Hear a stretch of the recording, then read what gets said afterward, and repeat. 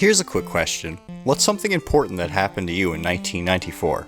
Maybe it was the FIFA World Cup that was held in the United States, increasing soccer's popularity across the nation and culminating in Brazil's 4th championship win. You could even say that it was the release of the Sony PlayStation that completely changed gaming, but for me, it was Donkey Kong Country for the Super Nintendo. Rare, which was founded by Chris and Tim Stamper, was known for making many famous 8-bit classics, such as Wizards and Warriors, Slalom, Battletoads, and many others. After 8 years of game development, Nintendo decided to buy more shares of the company, going from a 25% shareholder to a whopping 49%. Tim and Chris, being ahead of the game literally, bought and learned how to render 3D models using Silicon graphics workstations. Nintendo, wanting something to compete with Aladdin on the Sega Genesis and seeing the potential of the 3D models that they were working on, decided to ask Rare to reboot the Donkey Kong series.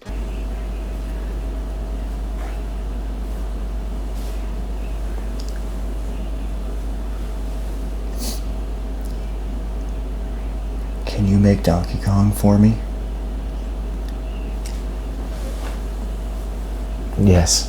Rare would also go on to use these same 3D graphics in Killer Instinct, revolutionizing how home console fighters could be experienced. So, now that we have that little history lesson out of the way, let's swing into DKC's 40 awe-inspiring levels. Oh, and just a heads up, I personally think this game has the best soundtrack of the Super Nintendo, and I will comment on it throughout the video. Anyways, back to swinging.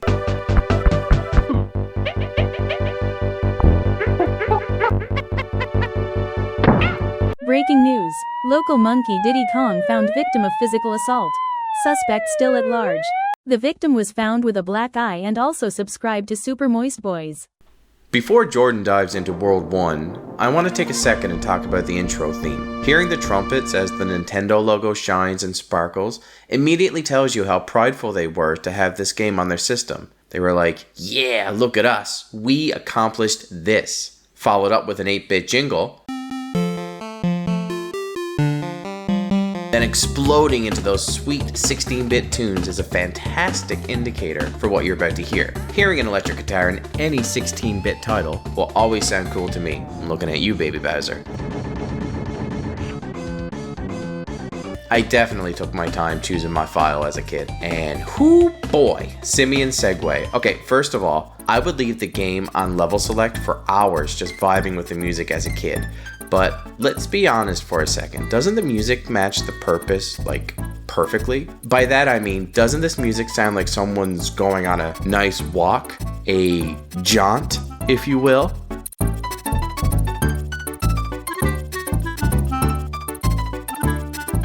Anyways, Jordan? Okay. We blast out of Donkey's house and find our little buddy Diddy. No, not him. We're not here for the party. We're here to play Donkey Kong. Controlling Donkey, we learn that while being more clunky, he can pound the ground for hidden bananas, and he can damage more types of enemies with his jumping. Diddy, on the other hand, can jump higher and move faster. Switching between both of these and utilizing this, we can grab so many extra lives on the first stage. Other ways to gain lives include finding the secrets hidden throughout the levels, and by collecting the Kong letters.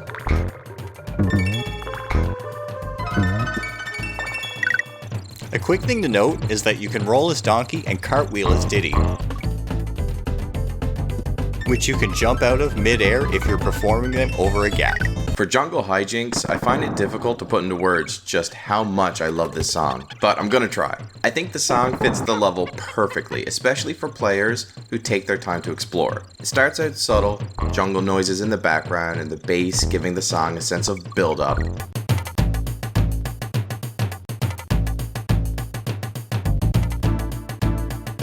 But as the song continues, more instruments are added, all of which contribute to the overall jungle theme.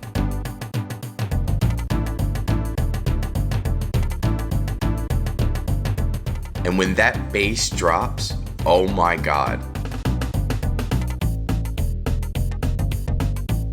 Talk about a banger. Level 2 introduces us to vine swinging. It's straightforward and adds a little flavor to, when you're just jumping and rolling. Moving on to our first water level and everyone's favorite ambient song. And I've gotta say, I'm not a fan of these stages. The only unique mechanic I can think for these stages is holding up and down to move faster when you ascend and descend in the water. At least you can get the most useful animal buddy in these levels, Unguard. So, full disclosure, I honestly think the water levels are a bit lame, mainly because to increase their difficulty, all they really do is add more enemies to the screen. Personally, I think that's a bit cheap. Speaking of animal buddies, let's take a second to talk about them. Starting off with Unguard, he's a swordfish with the ability to dash into enemies on top of making movement in the water much more bearable. Next off, we have Goatsy the Frog, who can jump much higher than the Kongs. Winky's also one of the few things in the game that can damage the zingers, allowing access to more areas while platforming. If you're looking for the animal buddy to help you barrel through the stage, no problem, then you're looking no further than Espresso. This swag-shoed ostrich makes quick work of any level with his amazing speed and easy glide-bys. Stampeding up next, we've got Rambi the Rhino, Rambi's aight, who, like Winky, can attack the zingers. Looking for secrets is less of a chore with him too, since he can just plow through breakable barrel entrances. Oh, who's that? Oh my god, Brad, it's Squawks!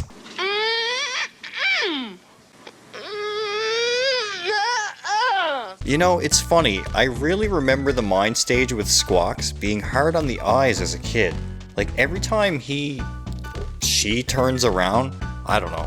But when I replayed the footage, it's like, it doesn't happen anymore. Maybe it's just because of the Switch Classics, but it could have something to do with a certain Pokemon episode.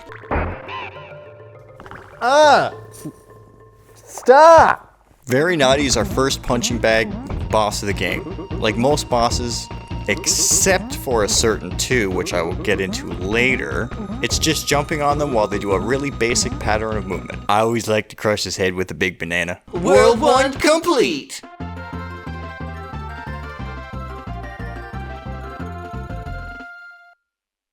Alright, let me be real with you about World 2. It's cool, then it sucks. But then it's cool again, then it sucks. The Aztec levels are great. They have amazing atmosphere and innovative ways to throw obstacles at you. You get Winky in another level. Yeah, you do. Then we get into the minecart stage. All of these are auto-scrollers, by the way. Yeah, I'm not a fan of those either, man, so, you know, it's fine. Stop and Go Station is okay, I guess. Well, I shouldn't be too hard on it. It has a great idea to it. It definitely causes a lot of tension going from some of these barrels to the other. Yeah, it's better than the later one. Only cool enough to show its head. Master Neggy shoots a nut. Then you can use the tire in the middle to jump on it. Not gonna lie, easy 5 hits and we're done. Wait, that's it? World 2 complete!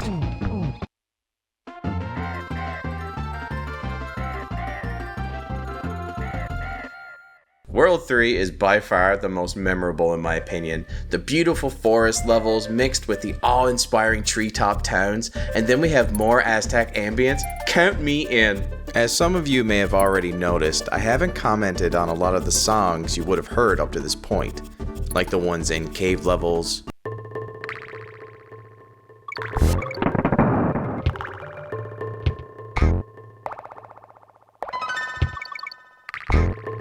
minecart levels,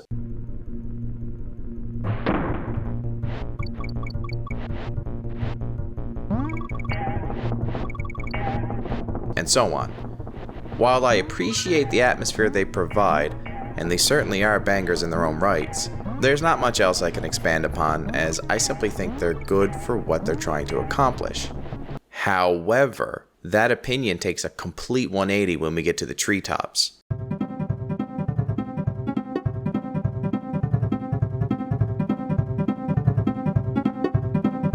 Do you hear this music?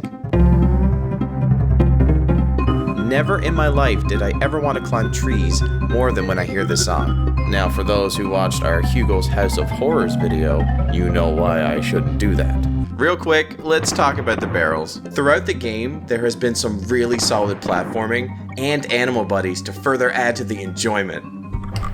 However, The mechanic of shooting from one barrel to another, it's a drag on the gameplay. At first it's not so bad, but then look at this!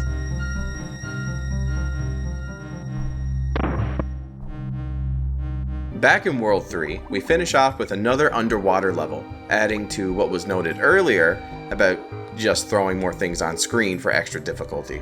I don't know, man. I just feel like they did a much better job with the water levels in the second game. Yeah, you really like that one, huh? It is great. Yeah, man. Maybe if we get enough likes on this video, we'll do DKC too?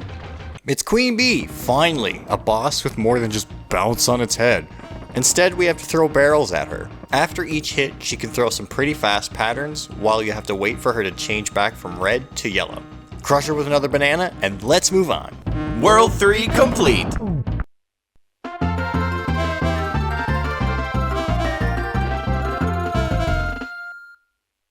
World 4 is a bit of a double-edged sword for me because I can't stand ice level physics.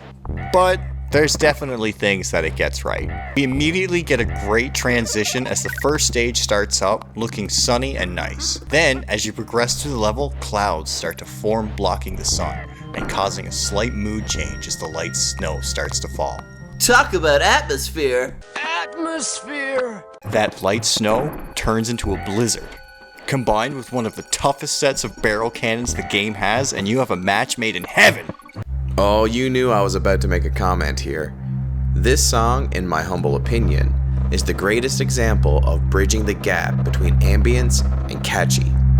And yes, I'm saying this with aquatic ambience very much on my mind as well. Listen, aquatic ambience is good, and it very much encapsulates the atmosphere of the levels it appears in. But hear me out. This song is split into two stages, the build-up and the payout. What makes this song so perfect to me is how the level it appears in is designed so strategically to ensure you'll be at the point of seeing the blizzard appear right around the time the payout happens. The song starts off with what sounds like jumbled radar and gusts of frigid wind, then explodes into permafrost peril as you bear witness to the infamous barrel segment. A 10 out of 10 if I ever heard one.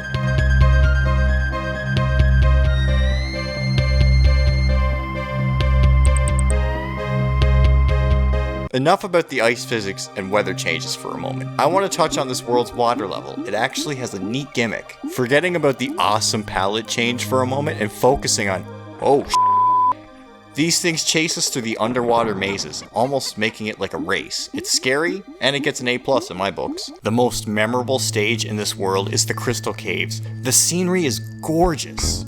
And walking in with that single chord at the start of the level's music, it takes the cake as one of my favorite stages, hands down. It even has a neat gimmick where rope slides you up and down. Yeah, Jordan hit the nail on the head for this one. There's not much else I want to add in regards to the music here that hasn't already been said hundreds of times. It's the equivalent of drinking an ice-cold glass of water when you've been beyond parched. In that sense, it's almost poetic that this level comes right after the headache-inducing barrel segment from before. This boss sucks. The only difference from him compared to the first boss is that he has invincibility for a few seconds after taking damage while he's jumping around. Not only that, you've got this disturbing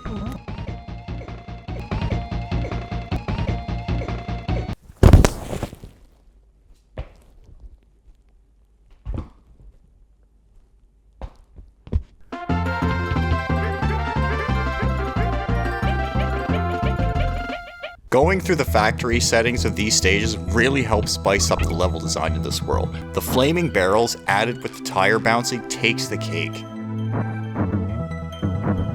Even if the water level is kinda lame. The difficulty spike is really starting to show too. Blackout Basement induces so much stress, it's not even funny. The swinging ropes, moving platforms guarded by plenty of clumps, it's incredibly tough. Let me tell you something really cool about Fear Factory. The song is very Rammstein, very industrial. It perfectly encapsulates the theme of the levels you'll hear it in, especially so for Oil Drum Alley. I am very much a believer in the notion that a difficult stage warrants a catchy soundtrack. Otherwise, players are less likely to progress, when they inevitably fail. Knowing this, David Wise, the creator of the DKC soundtrack, came up with a song that immediately hooks you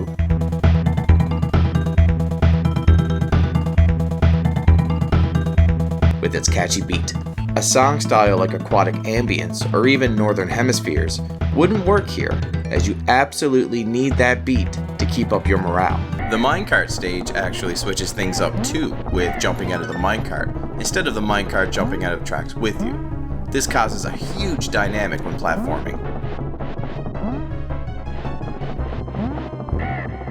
Dumb Drum is exactly that. He's a dumb drum. He's garbage. He spawns 2 enemies that you can easily beat with no challenge added to them. You dodge him falling with his telegraph drop from the top of the screen. You rinse, you repeat. He's not fun. Real quick, I want to add the only redeeming quality to this fight is probably the length of it, because you actually get to listen to the boss music play. Isn't that tragic though? All these bosses are super quick to beat up, except for the one boss I dislike the most. You get to hear the best part of the song in this fight, but you're too busy thinking, oh wow, another generic enemy, okay, thanks, Dumb Drum. More like Bum Drum, am I right, Donkey Kong? No. World 5 complete.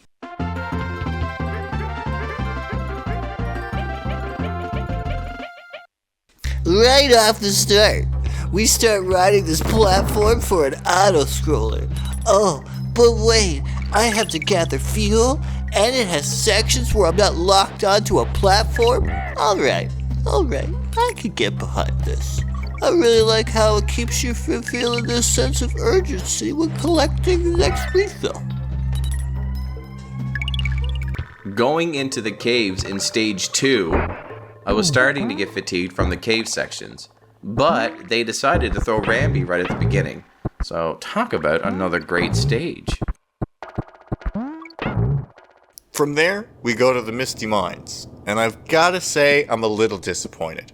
While the mist is certainly atmospheric, and the music as well, the stage itself doesn't have really any neat mechanics to it, like the previous mine stages. It's just got solid platforming, which I guess isn't so bad. 2 great stages, and a decent one. How could anything else go wrong? Platform Perils is how. This stage is by far the hardest stage of the entire game. Having to throw barrels at these super crushes while riding these platforms is the only thing holding this world back. The only reason we're giving this a pass is because it's the last stage you play before the end.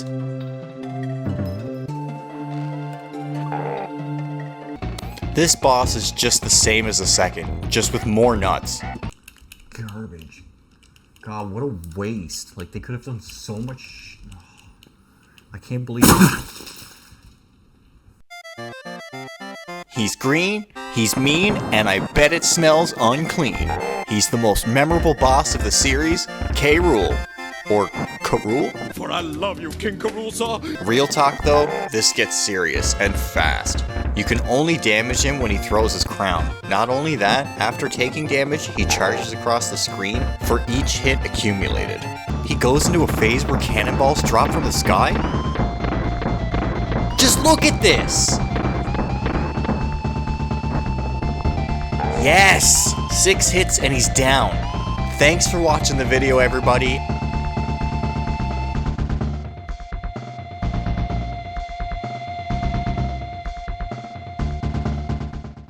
Thanks for watching, everybody. We'll see you on the next one. Make sure to like, comment. No way! He gets back up for a second round? With some of the most annoying jumping patterns to avoid after hitting him 3 more times, he's finally down for the count, taking our journey of DKC 1 to a close.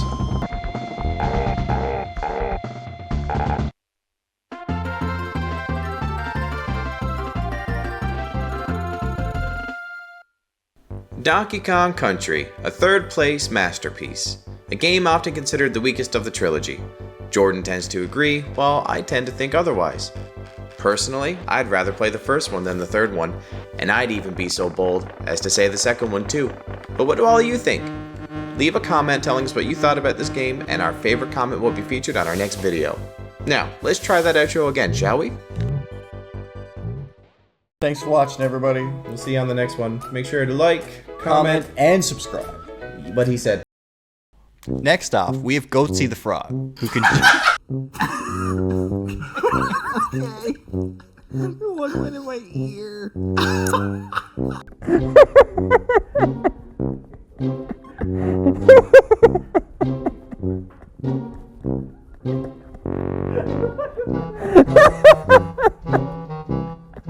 Stop!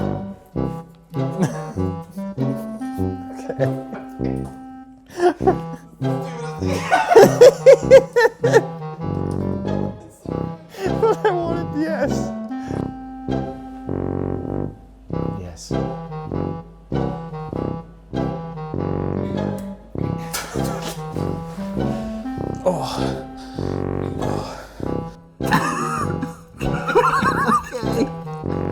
What went in my ear?